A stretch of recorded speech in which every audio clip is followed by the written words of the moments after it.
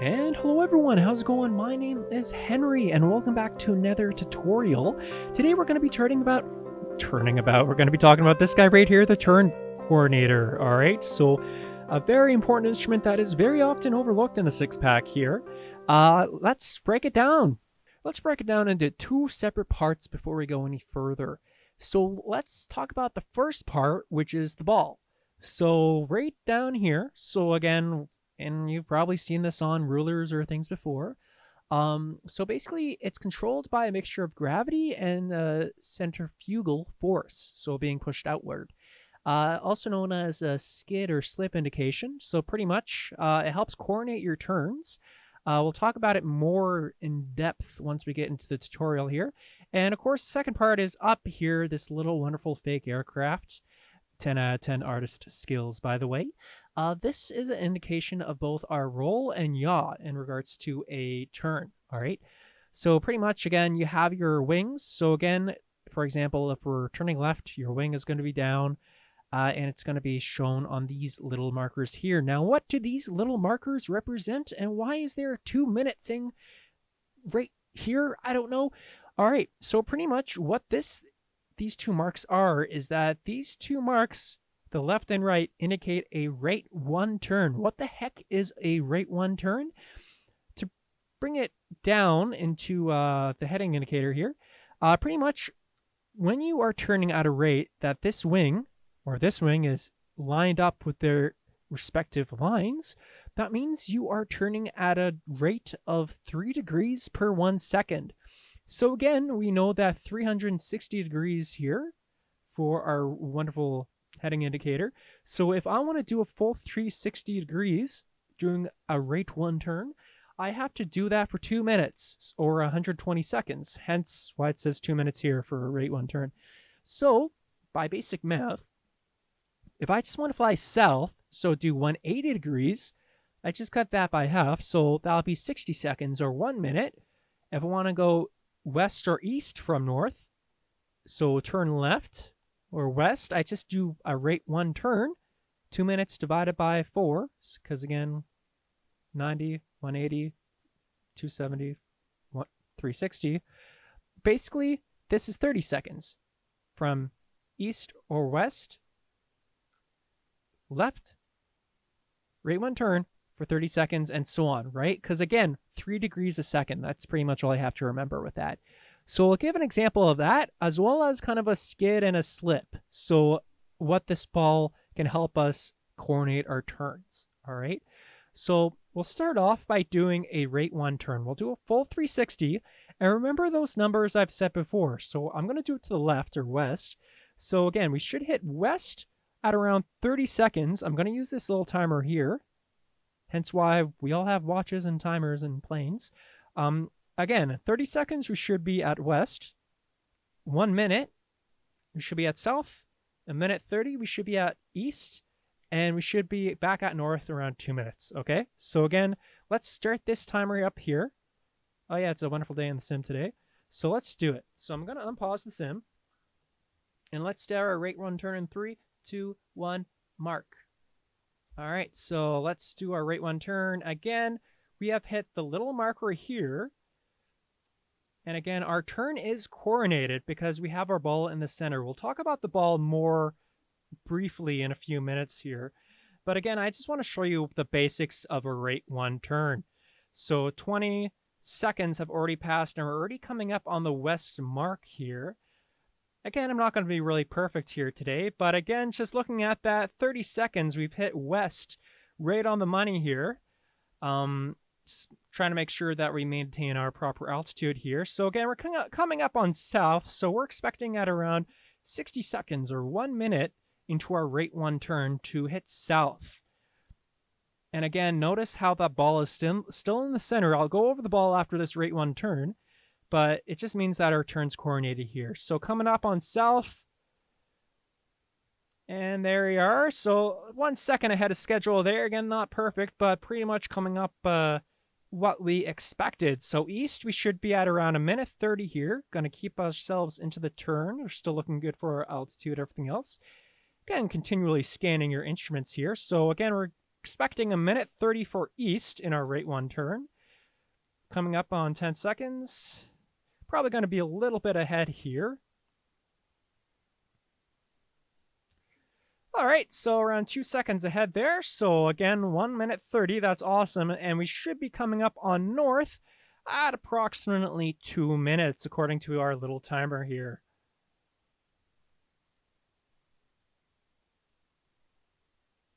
"15 seconds, coming back up on north.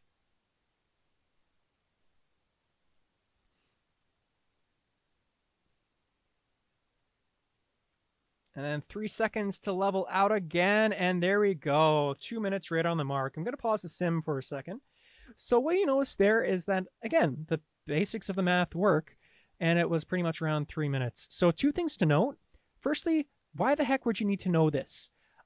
Well, again, if you're a VFR pilot and you're flying like in, oh, beautiful day, and all of a sudden you get into a cloud, now you know, instead of trying to like use all your other instruments somehow, somewhere, you know that if you want to head east from north, you can pretty much use your turn bank coordinator, get in a right-hand coordinated rate 1 turn, and do that for 30 seconds. And then, again, you can head east out of the cloud, or if you're lost, or if you're in a holding pattern, things like that. This is a great tool to have, and a lot of people don't really know about it if you're just playing a sim. So that's great. So that's how you do a rate 1 turn using your turn bank coordinator. So again, just remember basically 3 degrees per second in a rate 1 turn. And last but not least, a lot of people ask, does it really matter when you push the button? In the sense that, should I push it before I start the turn, or should I push it once I'm into the turn? It doesn't really matter. Just keep it consistent. So if you push it and then turn, you have to end your turn, then push it, I would say. Or like if you turn, then push it, stop, then push it, or push it, then turn, then you turn, then push it. You know, you keep it consistent, basically what I'm saying. All right, so that's a rate 1 turn. Now let's briefly talk about the wonderful ball here. So again, it's pretty much controlled by centrifugal force and gravity. So again, the force pushing out and pushing in from a turn. So I'm going to unpause it again and show you a slip and a skid. When we're doing a slip, so again, left wing down, full right rudder, watch what happens. The ball goes into the turn because now we're uncoordinated with our turn, right? So again, we're doing a slip. Gravity's pulling the ball down, all right? So again, we're uncoordinated. The way to correct this is that you want to kick the ball. So using left foot or left rudder, do that, you push it, and then you get the ball back in. Look at that. So now your turn is technically coordinated again. So if I do the reverse here, so let's do right wing down, right rudder, centrifugal force takes over, and the ball is pushed out. All right, so again, vice versa. I kick the ball, you give left rudder. Again, this is more extreme circumstances. And you can pretty much push that ball right in the center again. Now you're coordinated. Pretty cool. So now you know how to coordinate your turns. So again, if your ball is ever on a side, just give opposite rudder there. So the ball is on the right, so you give right rudder, and vice versa if it is on the left. Remember to kick the ball to get it back in the center and keep your turns coordinated, all right? So let's get out straight and level flight again. So that's the basics of the turn bank coordinator. Again, great tool to have, great to keep your turns nice and steady and coordinated. And overall, a great thing to know, especially for VFR pilots in case if you get caught with your pants down and fly into a cloud. Now, I want to talk about 2 variants of the turn bank coordinator, and that is the cheapest turn bank coordinator or turn coordinator, and G1000, how that works with that. So let's switch over to the G1000 and just show you that model and how to do the exact same things we just did using that. All right, here we are with the Cessna with the G1000 unit. Now this makes it really easier because you see those 2 cones at the top there. So the 2 main triangles showing pretty much the relation of the aircraft and the bank. Now the line underneath, think of that as your ball, because watch what happens when I get into a slip. Just like before, the ball goes left. So to counteract that, you kick the line and it goes back into center. And vice versa. Once we're doing kind of a skid, you kick the line with your right rudder, and look at that. Now we're more coordinated again, right? So again, easy to remember. You can play around with it in the sim. So basically, that's how you do a coordinated turn using your good old G1000 unit. And now something really important to talk about: the most intense turn bank coordinator ever. Now, a lot of people who have flown gliders before know about this wonderful invention in front of me, the good old tape and a thread. And yes, this indeed helps with your coordination of turns, because when the airflow is pushing back on the thread here, so again, as it is now, it means you're coordinated, and vice versa once you are not. So again, let's just break the rope right here. And if I'm on a coordinated turn, all I have to do is keep that little piece of thread center. So again, if I'm slipping, it goes all the way to the right. If I'm skidding, it goes all the way to the left. So I just use my rudder to play around and keep that thread straight. That's what the thread's actually for. It helps basically you coordinate your turn here.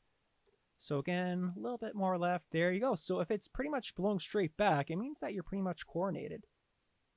And I'm about to crash this glider. Or not. And there you go, folks. That is basically the how the turn coordinator works. I hope you found that useful and simple. If not, just leave some comments below or questions, and I'll try to get back to them. If you haven't seen the video about this plane, the Kodiak Quest, highly recommend it. Go check it out. Definitely not trying to... Okay, I am plugging one of my other videos. Go watch it. But anyways, I hope you guys all have a wonderful day and are staying safe and healthy. As always, fly safe and happy landings.